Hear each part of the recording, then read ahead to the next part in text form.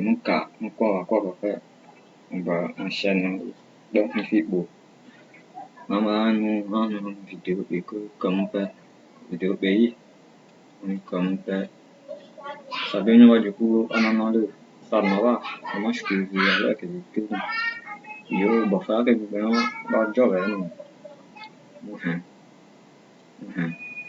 qual calelle, ça m'a que, pour faire, la civilisation, mathématiques, ouais, mathématiques, la chimie, quelqu'un a ça que j'ai couru, ça bébé va cher, avant de m'avoir job. Achimna ku Pythagore kelin, Thales kelin, Newton kelin. Alors que quelqu'un n'a pas de job, ça seulement est job, la job crédit, c'est là. Mais on est toi qui comme. Nous avons très très peu de documents astronomiques concernant l'Égypte ancienne. Nous avons un certain nombre de documents très précieux et très peu connus, notamment des documents mathématiques. Alors je vais prendre un seul exemple, c'est ce document qu'on appelle le papyrus de Rhind, qui est découvert en 1857 à Thèbes. Et alors on sait exactement de ce qu'il est et qui l'a écrit. C'est un scribe qui s'appelle Hamès et qui nous explique, donc il l'a rédigé en moins 1650, à une année du roi Apophis, et il nous explique qu'il a fait une copie de quelque chose de plus ancien et qu'il expose là-dedans la méthode pour accéder à la connaissance de tout ce qui est existant et pour en montrer tous les secrets. Et ce document, voilà la forme qu'il a. Alors vous voyez qu'il est extrêmement bien rangé. En fait, ce sont 84 problèmes de mathématiques. Extrêmement bien rangés, chaque problème est séparé par une ligne, écrit l'énoncé, la démonstration comment on peut résoudre le problème et l'application numérique. Vous avez l'impression d'avoir un manuel moderne d'explication des mathématiques. Je voudrais faire une parenthèse parce que quand je suis tombé sur cette méthode expliquée dans ces papyrus égyptiens, qui datent, donc, je vous le rappelle, de plus de 3500 ans, je me suis dit mais c'est pas possible. Alors, en 2 mots, je vais vous expliquer comment on faisait les multiplications. Un petit Égyptien il y a 3500 ans, comment on lui apprenait à faire la table de multiplication. Vous prenez la multiplication 57 par 39. Alors comment vous faites? Vous regardez 39. Vous dites voilà, je fais des multiplications que par 2. Je fais 1, je fais 2, je fais 4, je fais 8, je fais 16, je fais 32. Là, je m'arrête, parce que si je fais 64, je dépasse 39. Alors ensuite, je prends le multiplicand. Je ne sais pas si on dit comme ça, mais... Alors, je fais 57, donc je multiplie par 2, 114, je remultiplie par 2, 228, ça s'est fait peut-être très facilement, la table de 2, 456, 912, 1824. Et puis ensuite, je me dis, mais dans 39, qu'est-ce qu'il y a? Alors, je prends déjà 32, ça je peux le prendre. Après, est-ce que je peux prendre 16? Non, ça me ferait 48, j'aurais dépassé 39. Est-ce que je peux prendre 8? Non, il faut que je prenne 4. Ça fait déjà 36. Ensuite, pour faire 39, je rajoute 2 et je rajoute 1. Et quand je fais ça, et le scribe égyptien le marque sur son manuscrit, il fait des petites tics comme ça. Il marque, j'ai utilisé 32, j'ai utilisé 4, j'ai utilisé 2, j'ai utilisé 1. Qu'est-ce que je fais maintenant pour le résultat? Je fais la somme. 2223. 2223. Table de 2 uniquement. Pas de table de 9, pas de table de 3, pas de table de 7, pas de table de 5. Une multiplication, n'importe quelle multiplication, vous la faites comme ça. Je me dis que c'est ce qu'il faudrait enseigner aux enfants au départ. Ils n'ont que la table de 2 à savoir et l'addition à faire. Ils font toutes les multiplications. Donc si vous voulez, quand on tombe là-dessus, on se dit mais comment ça fait qu'on n'en parle pas plus quand même un petit peu? Et donc évidemment, il y a là-dessous une réflexion très très astucieuse qui est qu'effectivement, la magie des nombres, c'est qu'on peut décomposer tout nombre. Imagine ça qui va conseiller ça, il y a un algorithme. Quoi aller plus aller, quoi aller moins aller, quoi aller addition, soustraction, multiplication, division, quoi aller. Ça qui va conseiller. Nous va conseiller. Bah oui, conseiller. Africa va finir. Pour qu'il va conseiller. Et tout, finalement, l'Afrique est riche. Donc, pour faire Afrique va finir bien de quelqu'un apprend à dire. Nous va finir les vaches, on va finir fort.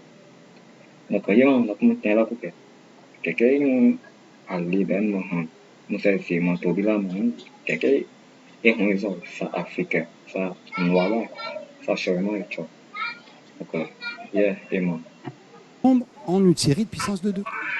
Et ça, c'est sous-jacent à cette opération-là que nous explique le script sans nous dire avant tout ce qu'il y avait comme réflexion. Et alors, je ne vais pas m'appesantir, mais on fait la division exactement pareil. Exactement pareil. Vous faites toutes les divisions. Alors là, vous avez 2223. Vous partez de 57, vous le multipliez par 2. Arrivé à 1824, vous ne pouvez pas aller plus loin. Vous cochez ce qu'il vous faut faire pour faire 2223. Ça, plus ça, vous ne pouvez pas. Enfin, exactement. Et vous recochez ce que vous avez et vous additionnez, vous avez 39. Toutes les multiplications, toutes les divisions, vous pouvez les faire avec la table de 2 et en sachant additionner. Voilà, donc si vous voulez, quand je suis tombé là-dessus, je ne voulais pas le croire vraiment, parce qu'effectivement, je ne sais pas si certains d'entre vous le connaissaient, mais c'est écrit dans ces manuscrits dont on parle relativement peu, qui sont quand même extravagants de précision et de contenu. Alors, l'organisation rigoureuse, c'est évident dans le papyrus de Rhind. Il y a 84 problèmes. Premièrement, une table de décomposition en fractions. Alors là, personne n'a vraiment compris. Décompose tous les nombres de 3 à 101 en fractions unitaires. 1 sur 3, 1 sur 4, 1 sur 5, 1 sur 101. Et ils ont toujours, vous avez plusieurs solutions possibles, plus ou moins compliquées, plus ou moins un nombre de fractions. Voilà, et moi, non. Alors, je suis arithmétique, géométrie, algèbre, moi, ça, je peux passer un livre qui est mathématique ou physique, c'est l'accent. Là, il va pas du coup, nous, qu'est-ce que alors, comment ça, je vais donc, différents. Et vous trouvez toujours dans le manuscrit de Rhind la plus économique des décompositions du nombre. Là aussi, on n'a pas les méthodes avec lesquelles ils font. Et ensuite, on a les aires et les volumes et des résolutions d'équations. Donc, on vous dit telle quantité. Enfin, je ne vais pas le temps vraiment de vous exposer ça. Je veux juste vous parler de ça. Problème 51 du manuscrit de Rhind. C'est la quadrature du cercle. On vous explique que le carré de la surface du cercle est approché par un carré. Alors ça, ce n'est pas une figure qui figure dans le manuscrit de Rhind, mais c'est une figure qu'on a reconstituée à partir des explications.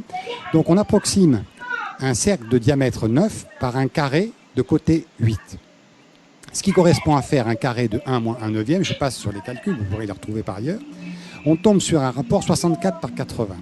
Si nous voulons le reconstituer par la façon dont nous faisons la calcul de l'aire du cercle, c'est-à-dire le pi des 2 sur 4, ça nous amène à une valeur de 3,1605. C'est-à-dire la valeur exacte de pi à 0,6% près.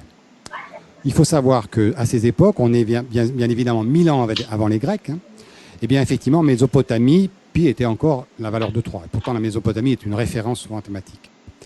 Alors, la surprise est toujours assez amusante. J'ai piqué ça, notamment la figure sur la page Wikipédia, donc vous pourrez la consulter. Et qu'est-ce que je lis, la page Wikipédia en français? Wikipédia, ce n'est pas une référence, vous le savez, effectivement. On essaye que ça soit une bonne encyclopédie, mais enfin, tout le monde y écrit, alors tout le monde y met ses opinions. Alors, voilà le commentaire qu'il y a dans Wikipédia. Après ce calcul-là, qui montre, effectivement, on a pi à 0,6% près. Eh bien, on nous met cette approximation par la quadrature du cercle, permis donc aux Égyptiens de se passer de la constante de pi. On se demande bien pourquoi, puisqu'ils l'ont. Constante qu'ils connurent seulement à la basse époque. Alors, ils font référence au contact de la Mésopotamie avec l'Égypte bien plus tard. Et alors, ils sont quand même obligés de dire, et offrant des résultats moins justes qu'au problème de papyrus de Rhind. Enfin, si vous voulez, quel est le sens de cette annotation, si vous voulez? Elle est, à mon avis, assez péjorative. C'est-à-dire qu'on veut nous dire que ce n'était pas le bon résultat. Mais si, c'est le bon résultat. Pendant 1000 ans, c'était au moins le meilleur résultat. Il a fallu Archimède pour ensuite encadrer, non pas nous donner la valeur de pi, mais encadrer pi avec une précision supplémentaire. Alors, tout est à volo dans le papyrus. Effectivement, vous trouvez le problème 53, c'est le théorème de Thalès. Thalès vient 1000 ans après. Le triangle égyptien, c'est le triangle 3, 4, 5, c'est-à-dire c'est Pythagore. Et ensuite, vous trouvez des choses absolument stupéfiantes. C'est des formules. Voilà. Et le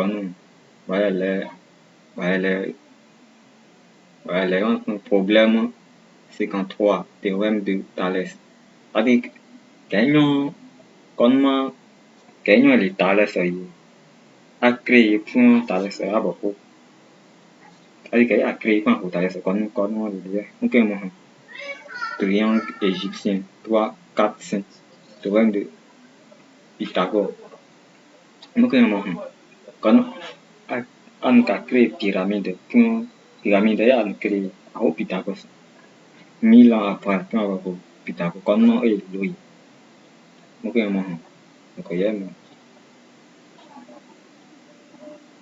comme celle-ci. Alors là, on a changé de manuscrit. On a le manuscrit de Moscou, le problème 14.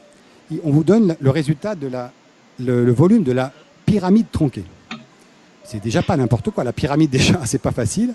Alors, la pyramide tronquée, j'ai mis la formule, pas pour faire joli, hein, c'est ce que vous dit le scribe. Il vous dit, donc il vous pose le problème, on a une hauteur de 6, un carré de 4, une hauteur en haut de 2. Vous prenez le tiers de la hauteur, vous multipliez par le carré de plus ça, il vous met tout, en toutes lettres ce que vous devez faire. Et c'est cette formule-là, c'est-à-dire la formule exacte. Il n'y a pas d'empirisme là, c'est une formule mathématique exacte. Et elle figure donc en toutes lettres, il suffit de la retranscrire au fur et à mesure des paroles que vous dites le scribe, le petit Amès de son papyrus de riz. Voilà. Et moi,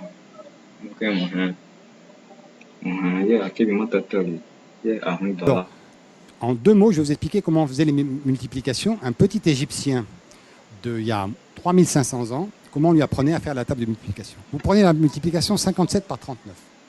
Alors comment vous faites? Vous regardez 39.